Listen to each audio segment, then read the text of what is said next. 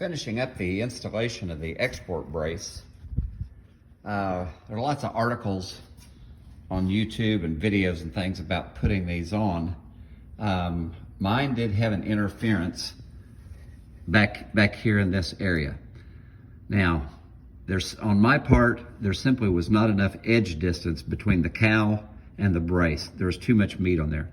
I had to trim the export brace by a little over an eighth, somewhere between an eighth and a quarter of an inch. There's plenty of material back there to trim it up.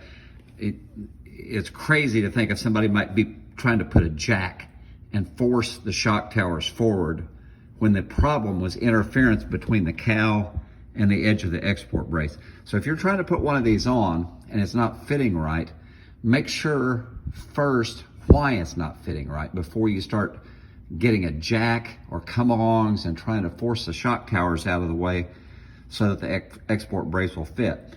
After I trimmed a little bit of the part off of the back, everything else just luckily fell into place. I'll show you a little bit what I'm talking about back there.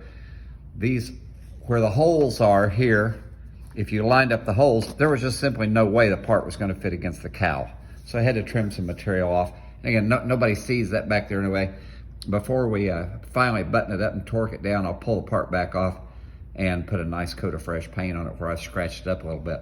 In addition, this is a genuine Ford part that I'm putting on the car. I'll show you if you can see the tag somewhere up under there. This was not a reproduction part.